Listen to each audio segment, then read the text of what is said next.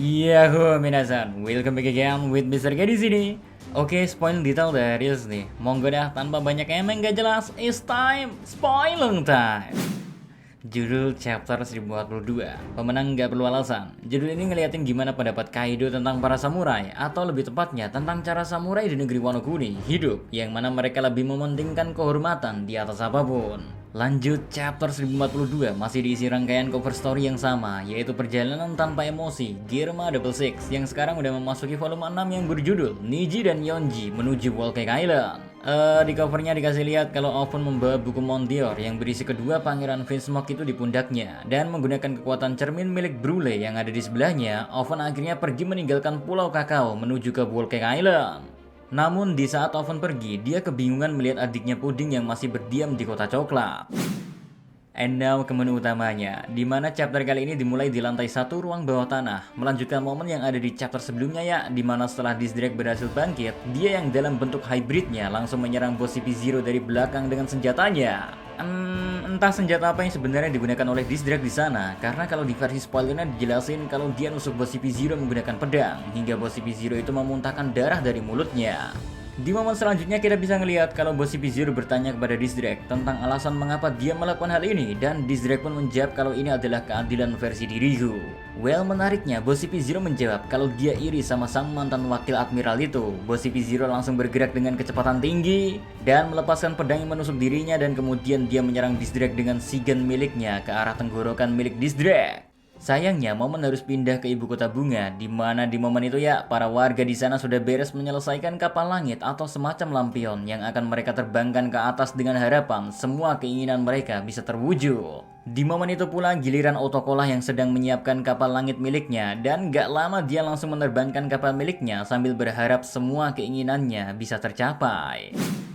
Lanjut, momen pun pindah ke atas atap Onigashima. Di momen itu Luffy terlihat terus-menerus memukul Kaido dengan pukulan berkecepatan tinggi. Bahkan orang yang katanya makhluk terkuat ini aja hanya bisa menahan 1 dari 3 serangan Luffy yang datang dengan kanabun miliknya. Tapi meski udah bisa menahannya pun, hal itu terasa gak berguna, karena 3 pukulan beruntun selanjutnya udah tiba-tiba datang ke arah Kaido. Di momen itu Kaido menjelaskan kalau dia kebingungan sama arah serangan dari Luffy yang bisa melengkung. Karena menurut Kaido melihat dari sifat alami karet, harusnya arah serangan seperti itu gak bisa diciptakan. Namun apa daya yang bisa Kaido katakan selanjutnya cuma meminta Luffy berhenti dan mengerang kesakitan. Di momen itu kita akhirnya tahu kalau Kaido masih dalam mode mabuk miliknya, yang mana sekarang mode itu semakin aneh, karena Kaido memasuki mode mabuk cinta atau mode Amai Jogu, yang mana ngebuat Kaido mengedipkan mata dan menyentuh bibirnya untuk membuat wajah yang seksi. Aduh, ngeliat hal kayak gitu jangankan Luffy, kita aja yang bacanya dibuat kayak kayak gitulah, karena ternyata Kaido masih dalam mode mabuknya dan modenya itu semakin aneh-aneh. Anyway, menariknya meski sedang dalam mode Amai Jogu, Kaido tiba-tiba aja berkata ke Luffy, "Tidakkah kau pikir hanya kau yang bisa melihat masa depan?" Dan dalam sekejap, Kaido bisa bergerak dengan kecepatan yang sangat tinggi dan berhasil lolos dari semua pukulan Luffy.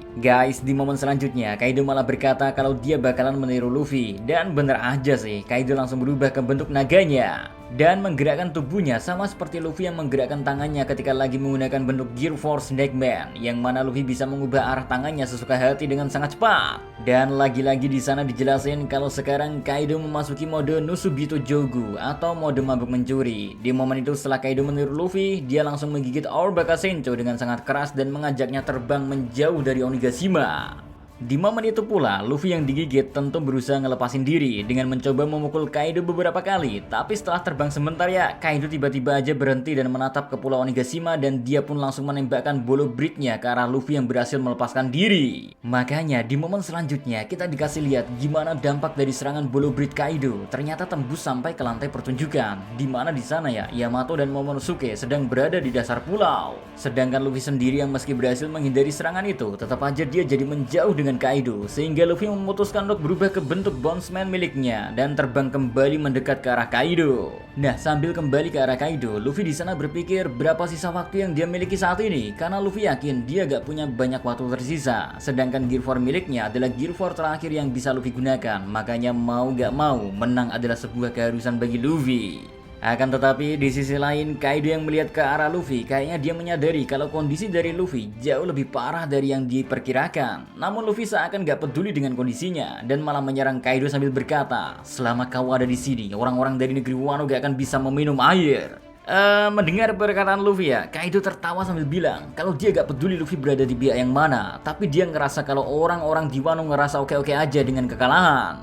Negeri Wano menurut Kaido penuh dengan orang-orang lemah yang cinta damai dan gila akan kematian yang terhormat. Cuman bagi Kaido, mereka gak lebih dari seorang pecundang yang mencoba mencari alasan atas kegagalan mereka. Ngedengar teman-temannya dijelek-jelekan oleh Kaido, Luffy tentu gak terima dan menyuruh Kaido menutup mulutnya sambil membela kalau samurai itu kuat. Namun lagi-lagi Kaido membalas dengan bilang, kuat atau cuma berpura-pura kuat? Karena pemenang gak perlu sebuah alasan. Lalu kau yang mana, Mugiwara? Guys, sementara mereka berbicara, Kaido juga menyiapkan bolo berit miliknya. Sedangkan Luffy yang udah siap menyerang dari tadi langsung melancarkan serangan Gomu Gomu no Mi over Kongan. Luffy berhasil memukul rahang dari Kaido dengan sangat keras. Sampai-sampai bolo berit milik Kaido meledak di mulutnya sendiri. Dan setelah serangan itu ya, kita ngelihat kalau Kaido dibuat jatuh ke tanah. Namun Luffy langsung bergegas lari ke arah Kaido buat menyerang lagi. Karena Luffy sadar kalau dia harus memanfaatkan waktu dan melanjutkan serangannya selama dia masih berada di bentuk Gear 4-nya saat ini. Namun di sisi lain, saat Luffy sedang menyiapkan serangan selanjutnya, Kaido tiba-tiba aja berubah ke bentuk hibridnya dan menyerang Luffy dengan kecepatan penuh menggunakan serangan Hourai Hake yang merupakan versi upgrade dari Raime Hake miliknya. Luffy yang terkejut tentu langsung jatuh ke tanah dan kita bisa melihat matanya mulai kosong dan uap mulai keluar dari mulutnya. Tapi di momen itu guys, Luffy terlihat mencoba menutup mulutnya. Luffy mencoba mencegah Gear 4 miliknya habis karena dia berpikir satu serangan lagi aja. Luffy berharap satu serangan di bentuk Gear 4-nya itu bisa mengalahkan Kaido. Soalnya kalau enggak, maka dialah yang bakal kalah. Di sisi lain, Kaido yang melihat Luffy berhasil bangkit, dia langsung memasuki mode Sasuriko Jogo atau mode membunuh mabuk. Yang mana di momen itu Kaido bersiap untuk menghadapi serangan dari Luffy. Makanya dia berkata, kemarilah bocah. But sayangnya bukan Luffy yang datang, malahan kita dikejutkan oleh bos CP0 yang terlihat berlari menuju area pertarungan mereka. Di momen itu bos CP0 melompat dan memegang bau dari Luffy yang sedang mencoba menggunakan serangan Gomu Gomu no Over. Tapi belum beres mempersiapkan serangannya, sang bos CP0 menggunakan Teikai untuk bisa menahan Luffy. Sementara Kaido yang ikut terkejut sekaligus kesal dengan kedatangan dari bos CP0 itu. Kaido berada di momen dimana dia gak bisa menghentikan serangannya.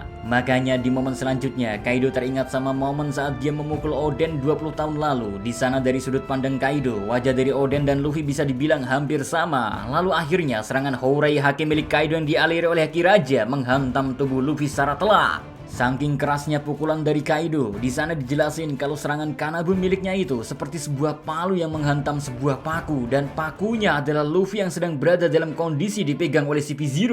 Dan tentu aja gangguan dari bos CP0 itu ngebuat Luffy gak bisa menghindar, sedangkan sang bos berhasil menjauh dari serangan Kaido pada waktu yang tepat. Jadinya dia gak terkena dampak dari serangan Kaido. Terus di akhir kita bisa ngelihat kalau ekspresi dari Kaido setelah memukul Luffy terlihat sangat memilukan. Kaido benar-benar terkejut sementara Luffy terluka sangat parah dan mengeluarkan banyak sekali darah. Momen tersebut ditutup dengan sebuah kalimat yang ditulis oleh sang editor, emosi yang campur aduk.